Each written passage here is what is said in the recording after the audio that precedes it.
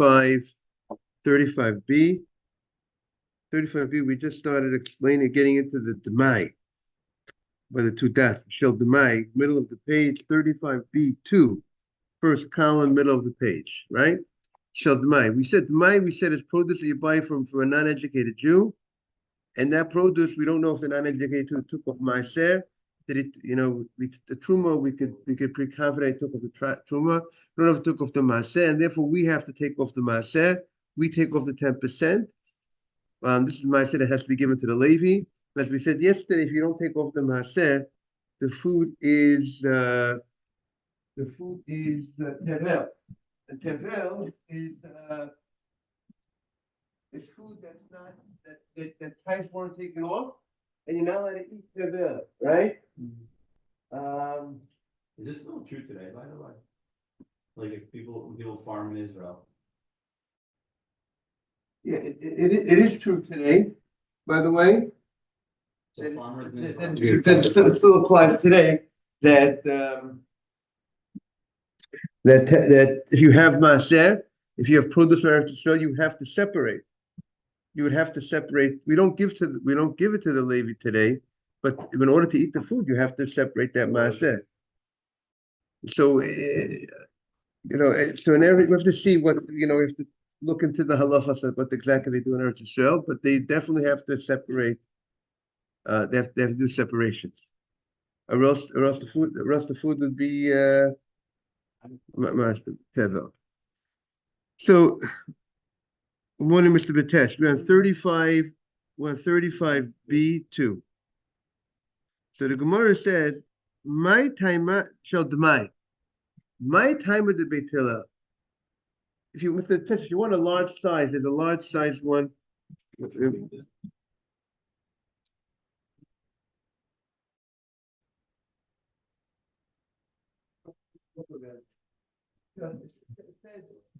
says tevel mai.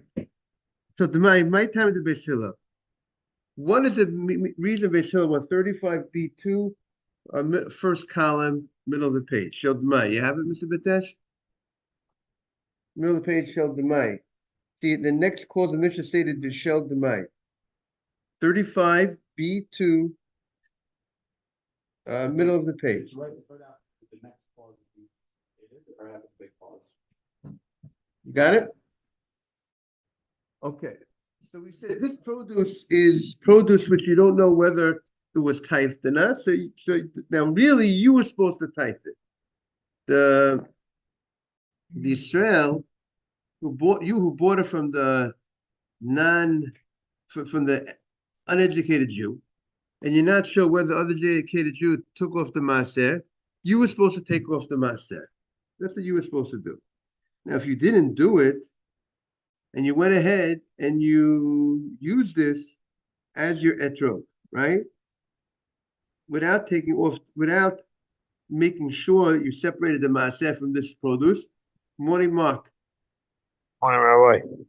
Just to bring you up to date, Mark, the Mishnah we're talking about, now we're focusing on the etrog. And the etrog, we said, if you take an etrog that was not, if you did not take off the maaser, if the tithe was not taken off, which would be, in other words, tevel, an etrog of tevel, you cannot fulfill your obligation of etrog, because tevel is something that you can't eat, right? Before you separated the tithe, you can't eat the food, and therefore, if you can't eat that etrog before you separated the tithe, you cannot fulfill the obligation of etrog. But here we're talking about it was etrog from produce that we don't know if tithes were taken off. You bought the produce from an uneducated Jew, which a majority of them did take off the maaser. There was a minority that did not take off the maaser. And because of that minority of Jews that didn't take off maaser, the rabbi said that we should be strict and we should take off maaser. We should separate the maaser from that produce because of the minority of Jews that did not separate the maaser from the produce. So the Mishnah discussed what happens if you didn't do what you were supposed to do. you did not separate from the tithe from the demai, from the produce, which is unknown whether it was already tithed or not. So the Gemara says, the Mishnah stated, Beis Shammai says it's invalid. Beis Shammai says you got to go ahead and redo the etrog, take it again, and Beis Hillel says it is valid. Beis Hillel says that after the fact, you got credit for what you did. Good morning, Jaime. Morning, Rabbi. We are on 35b2. We are middle of the page. So the Gemara is up to my time of the Morning, Beit H. Hi, Mark. How are you, sir? Missing you. Me too. The Gemara says, what is the opinion of Beit Hillel? Beit Hillel is the most lenient opinion over here. And really, he is really the novel opinion. He is the chidush. He is something because really you were supposed to take off tithe from this produce that you bought from the uneducated Jew, because the uneducated Jew that you bought it from might not have taken off the tithe. Now, before you take, the person who bought it from the uneducated Jew, you're not able to eat this etrog until you separate the tithe. So we said by etrog, the Torah emphasizes lachem, lakachtem lachem. It has to be yours that you're capable of eating. And if you're not able to eat this food, because if you come over and you say, Rabbi, can I eat this produce? The rabbi say, no, you have to first separate the tithe, just in case the guy you bought it from did not separate the tithe. So it's not fit for you to eat. So how could Beit Hillel say that after the fact, I picked up this etrog that was demai, I'm not able to eat it now because I did not separate the tithe, because the rabbi said I have to separate the tithe. And yet you tell me if I went in and I said bracha, I said the bracha, Sheki Deshonim Mitzvotav V'Tzivon Al Til Lulav, I took the etrog, I did the mitzvah. You said I get credit for it, but how can I get credit?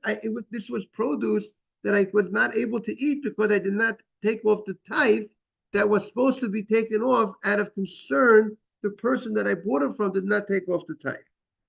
So that is the Gemara's question. So now the Gemara says a very interesting answer. He says the following.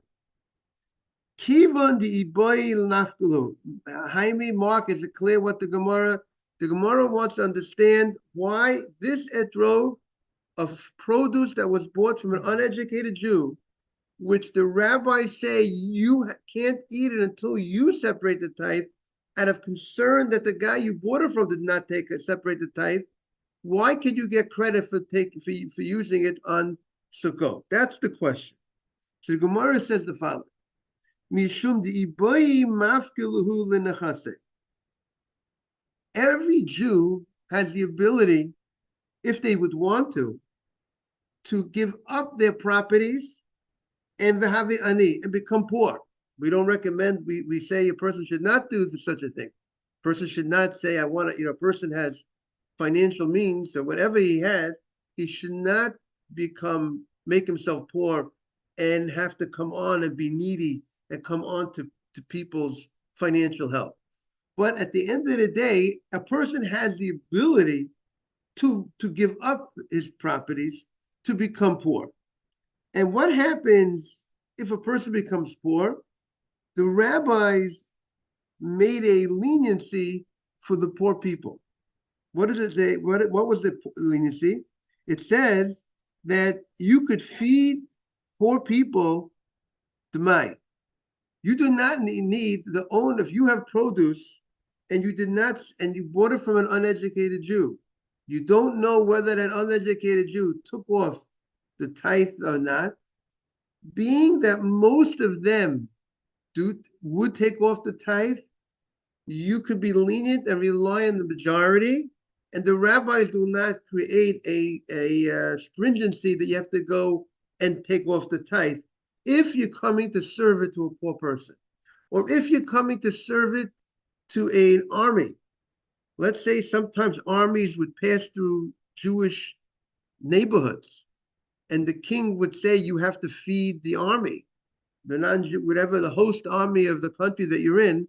So the rabbi said, if you're going to be feeding those people, the army, the food, if you have produce that you bought from an uneducated Jew, you don't have to go ahead and separate the tithe on that produce. We're going to be lenient to say, ready to roll. As is, you could go ahead and give it to the army people. You could give it to the poor people. So therefore, what does that have to do with giving up your property? so very good. So now, the giving up your property puts a person in the same bracket, good morning, Adam, of the poor person. If a person gives up his property, he becomes poor. And what do we find by a poor person? A poor person has a right to eat, meaning demai. A poor person, the rabbis were lenient and said that he doesn't have to go ahead and take off the tithe from this food that was bought from an uneducated Jew. So therefore, since a poor person has a right to eat it, so therefore it's called lachem. It's called yours. Something, an item that you have, even though technically a person is not poor today, so you would say it's not, he has no right to eat it. But the ability for a person, for this person to have a right to eat this food is enough to say that this is called yours. If you, as is, what you need to do, what the person needs to do is give up his property to have the right to do it. He doesn't have to, it's not like he has to go buy something and do something to have a right to have it. As is, the etrog that's in his possession, it's in his possession. He bought from the uneducated Jew. He has a way to eat this right now. If he goes ahead and he says, I'm giving up my property, so that is called enough that it's called his. It's called yours enough that you can fulfill the obligation of etrog. It's a big chidush because as is, I did not give up my property yet, so I don't have a right to eat it because I am not in that category. I'm not in that classification of a poor person. But if I want, if I need to eat it, I could give up my property, and that would make me fit to eat it. So that's enough it's enough connect mind that I can fulfill the mitzvah. What did you say, Ralph? Right. The ability that I could. If let's say it's like a person says, do you own this property? If you have this thing that's in your possession, how much is it considered? Is it called yours? So the right that I could eat it by doing something which is making a statement of giving up my property, that's enough to be called mine. So that's what the Gemara says. Where do we find this? The Gemara says because it says like this. Since if he wants, he has the ability to give up his property and become poor, and then he has a right to eat it. Even though now you didn't give it up, you didn't give up your property, it's also called lachem. It's called yours. The fact that you have an ability to eat this by just doing this act. Ditnan. We learned in the Mishnah. Good morning, Mark. He can't eat unless he gives up the property. Right, but the fact that he has the ability, if he would give it, that we look at it. Right. Right.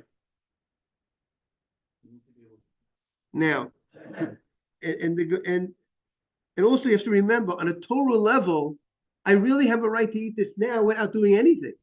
Because on a Torah level, most people would separate, most uneducated Jews, right, exactly, on a rove would separate. So really, I have a right on a Torah level to eat it. On a rabbinic level, I don't have a right to eat it. Because so therefore, the ability for me to bring myself to the ability of eating it even on a rabbinic level, that's enough to be considered mine. So the Gemara says that we feed the poor people demai, v'sachsanya demai. We also feed the troops that are passing through. And the Gemara says, by the way, Beishamai, you want to say something, Adam? Beishamai holds, you want to say something, Adam? Yes. You brought up another good point, but is it also general for the benefit of restriction on or benefit of restriction? Meaning to say that the restriction, so. The general rule is the rabbis don't make a gzeira on top of a gzeira, a fence on top of a fence, unless if you don't make this fence on top of the fence, they'll never keep the first fence. So it depends. In general, the general rule is the rabbis don't make a double fence, make a single fence. The rabbis are not that nervous. There's levels of nervous, of cautiousness, right? The rabbis are cautious, but cautious within reason. You know what I'm saying? They're not cautiously cautious. Whatever expression is.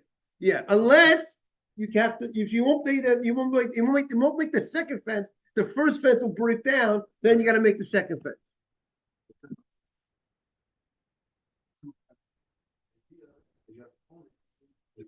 No. The Torah says lachem. The Torah says you have to have certain rights to eat it in order for you to fulfill your mitzvah etrog. If you can't eat an etrog, meaning let's say produce that is definitely not tithe, you cannot fulfill on a Torah level. You cannot fulfill your mitzvah etrog. Okay, so the Gemara continues. We just 35b2, correct. Now at the bottom of the page, bottom of the first column. Beit Shammai holds. Beit Shammai did the dissenting opinion. He says you cannot fulfill your mitzvah of etrog from produce. So you bought from an uneducated Jew. Why? If you didn't take it off, because ani lo acher.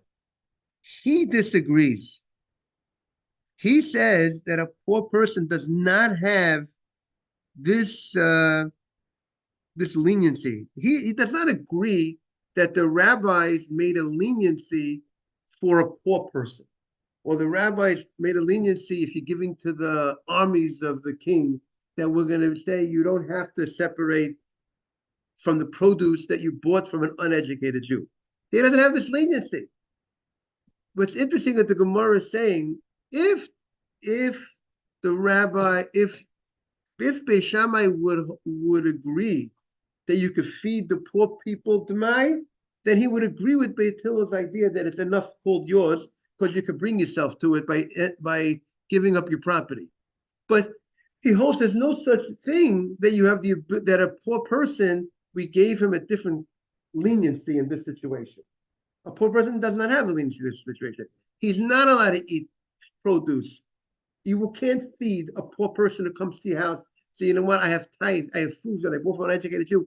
I don't have to separate the tithe. I can give it to him as is. Separate the second thought. If I'm the farmer, I have to take 10% off. 10% for the Levi. And then the Levi gives 10% of his produce to the Kohen.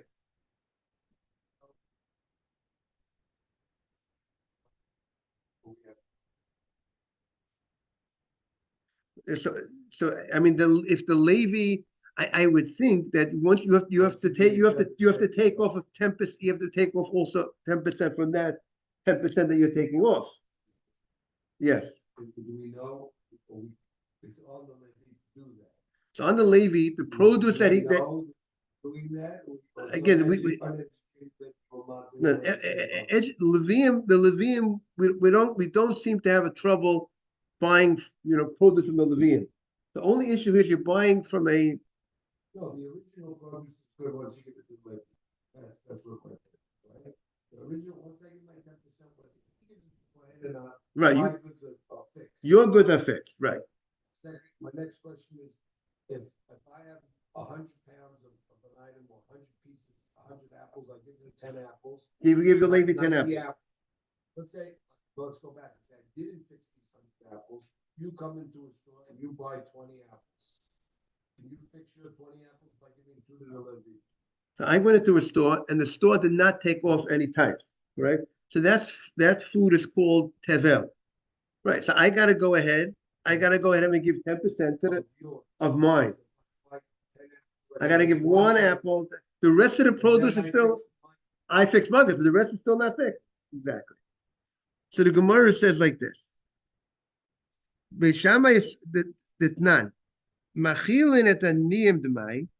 Vesachsanye demai. The Mishnah says you could give the poor people this produce that you bought from an uneducated Jew, and you don't have to separate. Beis Hillel says that we were lenient. Since most of the people, uneducated Jews, separate, you don't have to, we're not giving you a stringency that you have to separate from that produce if you're using it for per person. So if you're giving it per person, or if it's a sanyai, or the armies of the king. However, Rav Huna says, Tana, we learned in a Braita, Beishamai omim, Beishamai holds, ein machilin et aniyim. You cannot feed the poor people the mine. Produce that you bought from an uneducated Jew, we're going to also make sure you have to separate from that if you want to give to a poor person, if you want to give to the army. Beis Hillel says no. Beis Hillel says no. The rabbi said you could be more lenient. You don't have to separate from the produce when you bought it from the Jew if you're using it for certain types of people, for poor people, or for the army of the king. Okay. Now the Gemara continues. Ma'aseh Sheni Shebushalayim. You have that, Adam? We have Ma'aseh Sheni Shebushalayim. Max, we're on 35b2 on the right side. Ma'aseh Sheni Shebushalayim. What do we say about Ma'aseh Sheni?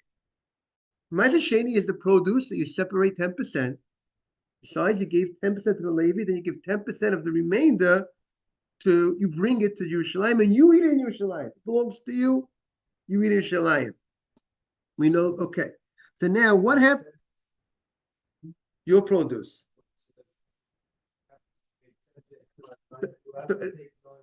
So really what happens is you start with 100 apples.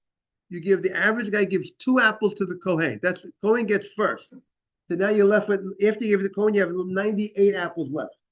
And then you give 9.8 of those out, right? Also, before the Levi, before we get to the Levi, the Kohen gets double. So first, I have 100 apples. I give 2 apples to the Kohen. I'm left with 98 apples. For the 98 apples, I give 9.8, so to speak, goes to Ralph, to the Levi. And then from the, after minus 98 minus 9.8, right? You got 89 and change, right? Is that something like that? And from that, you give 10%, whatever the number is, give 10% to the Levi of what you have left over after you gave you 2 apples, and then you gave you another 9. You see a minus 2 and 9, minus 11, you're like 88 and change. Then you give 8.8 or whatever of that you take to the, again, you gave the Levi. Now you get, yeah. That's only on the 3rd and 6th year, you give the second tenth, this is my to a poor person. Sheni is the 1st and 2nd year of the cycle, and 4th and 5th year of the cycle.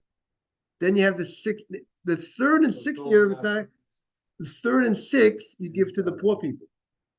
The second 10% after you gave the Levi his 10 apples. Or not F, that's 9.8, whatever. 8 is. I don't think it says asset. You see, where the Gemara says a person shouldn't give more than a fifth. You get that there's an emphasis not to give more than 20%, unless I presume a person who is of such means that it's not going to be the issue of not giving more than 20%, because we're afraid you shouldn't become poor. If you overgive too much, but obviously there are certain people that giving 20% will not make them poor. But that's the person aser to aser might indicate double maaser. What? Yeah, the idea of the 20% is it would seem the focus of 20% is now either they use the language of the verse like you said, aser to aser, but there is no instruction. The halacha doesn't say give 20%.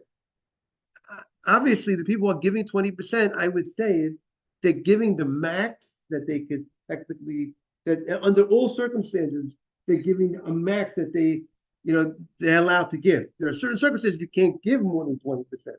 I presume the people who give 20% are the people that are mehader. They're doing the best, the most they could do in a certain sense. That's what I presume where that 20%, because once they do more than 20%, then they're getting into a question. They have to ask the halakha question. Am I allowed to give more than, Bill Gates, if he'd be Jewish, he could give more than 20%. It's not going to make him poor if he gives, but a simple guy who's not making too much money and he's just making ends meet, and you tell him to give, and if he wants to give more than 20%, we tell him you cannot, it's not appropriate. I mean, it's interesting how the halacha is guarding the money of the Jew. The same halacha that says, the Torah, that's the halacha that says you should give 10% and you have a right to give up to 20%, but we're capping it.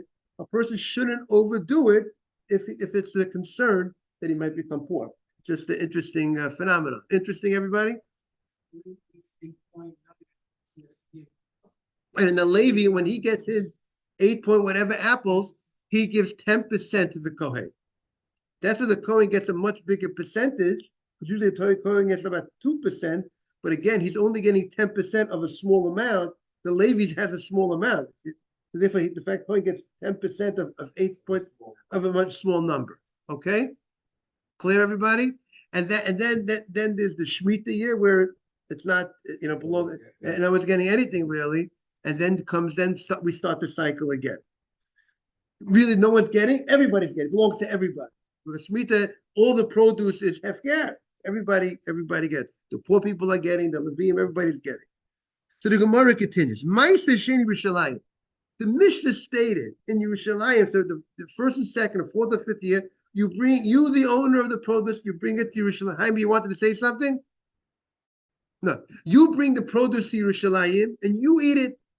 Right? We spoke about how Hashem, the Sefer Chinuch says, Hashem wants the Jewish people to be in a holy place. He creates in the structure that you're going to have to be in the old city. You're going to have to eat. You're going to have food. You bring to the old city. It's too heavy for you to carry the food. You redeem it on coins and you buy produce in the old city. So therefore, every Jewish family will be forced in a positive way, but it's going to find themselves in the old city. And then what's happening in the old city? The old city is where you have the Sanhedrin, the great holy court of rabbis, the greatest court of rabbis are there. It's a city of great learning, of study of Torah. And that's where the Jewish people will become very educated in Torah. Sometimes you'll send the kids with the food to Yerushalayim, and then they'll learn Torah and they'll bring it back to the home. And they'll bring in the Jewish, and they'll educate their parents, like we see what's happening today. When the Jewish boys and girls go to Israel after high school, and they learn, they grow, they go to seminary, they come back and they educate many of the families about Torah, mitzvot, and it's I say, it's the savior of modern orthodoxy. Modern orthodoxy. I'm not referring to the Sfardim. You know what I'm saying? Sfardim is their own. I'm talking about modern Ashkenaz orthodoxy. It's the savior. Because the boys and girls that go to Jewish day school, like Ramaz and these type of schools in the modern Orthodox world, in the Ashkenaz world, what did you say? If they don't go to Israel after high school, they are in much worse shape. They are the Jewish boys and girls that go to Israel after high school, and I believe even in the Syrian and Sephardic community, you see also a great uptick, if that's the right expression, and the great benefits of the boys and girls going to Israel. I think it's very simple. Just make a survey. The boys and girls that go to Israel after high school and the boys and girls that don't go to Israel after high school in the community. Where are they when they come back? Where are they holding on keeping Shabbat? Where are they holding on attending synagogue, Jewish community? Maybe Jaime, I could challenge Jaime to do a survey to find out. And maybe sometimes when things are surveyed on paper, so good morning, Mr. Haber, maybe people will look at the facts and say, you know what? I think we got to encourage the community, more boys and girls to go to Israel. I think there are more schools that are opening up for the Sephardic community than ever before. But that's there was an organization called the Avichai organization. You heard of Avichai? Jaime must have heard of Avichai, correct, Jaime? Now, Avichai, what did they do? They did a survey. What was their survey? They did a survey that the more years you spend in Jewish education, the more likely you'll marry Jewish. Now, or the more years you spend in Jewish education, more likely you'll be more involved in the community, Jewish community. It's obvious. What do you need such a survey, right? The answer is, but if you do the survey and you put it on paper, then you can present it to the people. And you say, look, these are the facts. So we got to send the kids, we got to send them more to Jewish high schools. They shouldn't stop Jewish education after 8th grade. Because look, we got a survey. Look what the survey says. So sometimes you got to do surveys just to be able to present the facts to the people, and they should hopefully make moves based on the facts. Okay. The Gemara says, Ma'aseh Sheni Yerushalayim. Morning. Ma'aseh Sheni in Yerushalayim. We said the Mishnah states, even though it's Ma'aseh Sheni, you eat it in Jerusalem. So you got the etrog, Mr. Haber. You grew etrogim in your backyard, and you took 10% of your etrogim. You brought it to Yerushalayim, and you're eating the etrogim. You, your children, your family etrogim. What'd you say? First and second year.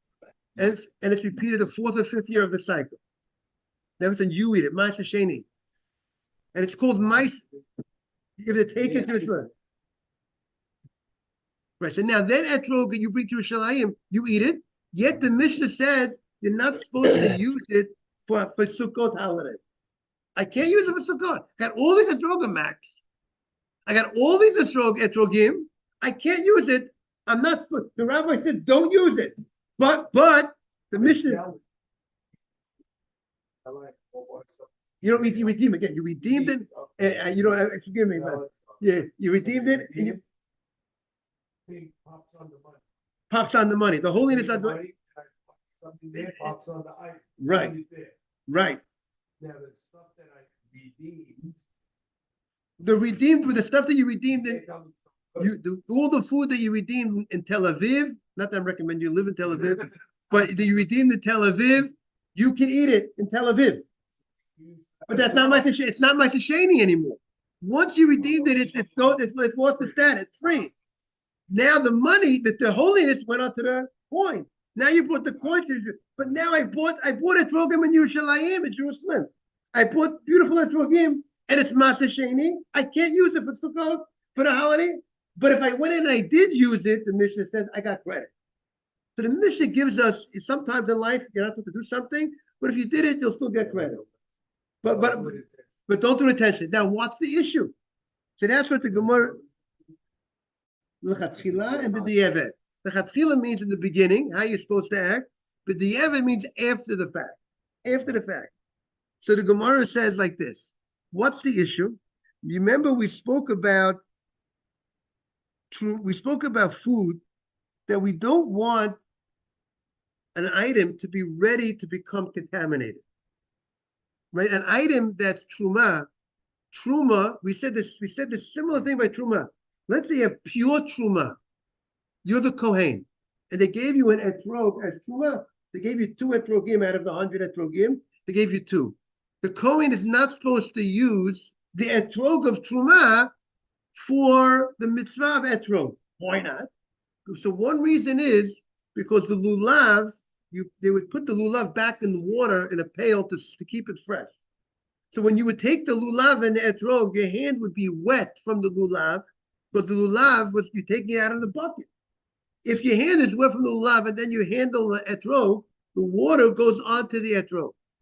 And when the water goes onto the etrog, that now the etrog is prepared, has the ability to become contaminated. A food cannot become contaminated unless one of 7 liquids. But once liquid comes on it, then it's vulnerable to receive contamination. It doesn't mean it's not contaminated. Then if a dead mouse comes in contact with it, or some other types of things would contaminate it. By the way, yesterday we spoke about the 7 liquids. Max pointed out vinegar is not one of the 7. We have to. It's tau. Dew is one of the 7. There's wine, there's blood, there's water, there's the number as a whole. But but vinegar is not listed that way. Someone mentioned yesterday vinegar, but we checked. Max checked it up. We checked it up. I looked it up also. Vinegar is not one of them. But what do you say? Very good. So the idea is it's not prepared to receive contamination until, and therefore, this is a fence that the rabbis want us, don't get to first base, because then you can get to the next step. Meaning, if you're gonna get it in contact with liquid, then now you're putting it ready to become possibly contaminated. And Maisa Sheni, good morning, is not allowed to be, you're not allowed to contaminate that Maisa Sheni. It has to be eaten in purity and remain pure. So therefore, to protect us, that you shouldn't contaminate it. The fence is, don't put liquids on that etrog. And how are you going to ensure you don't put liquids on the etrog? Don't use it. What? No, all etrogim, you're right. You can't you don't put liquids on. True, but since in the holiday of Sukkot, we're concerned you're going to get liquid on it. If you're going to use it for the mitzvah etrog, the lulav you put into the pail to keep it fresh. So automatically, through your use of the lulav and the etrog, the water that's on your hand is going to touch the etrog.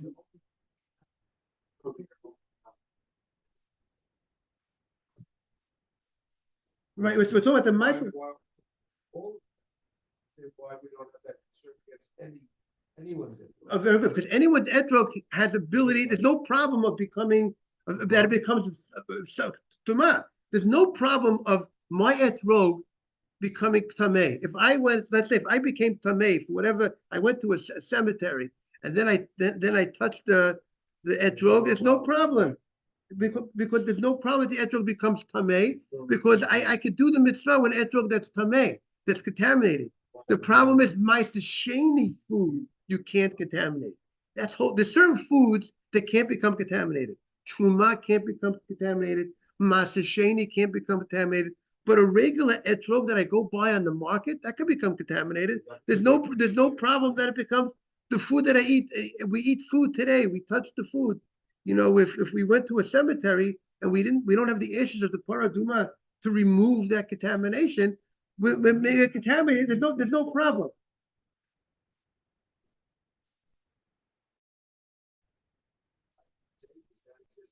Oh, so, yeah, I would say that the Maisa Sheni today, I'm not in Israel. They deal with the Maisa Sheni in Israel, but they would have to figure out how to make sure not to contaminate. It should apply today. If they, how they deal with the Maisa Sheni today. We have to see how they deal with it in Israel. But a law of contamination would apply. You can't contaminate Maisa Sheni. I want to wish everyone a beautiful day. We should have a beautiful davening and a beautiful Shabbat. And thank you for joining. Thank you, All Rabbi. the best, everybody. Thank you.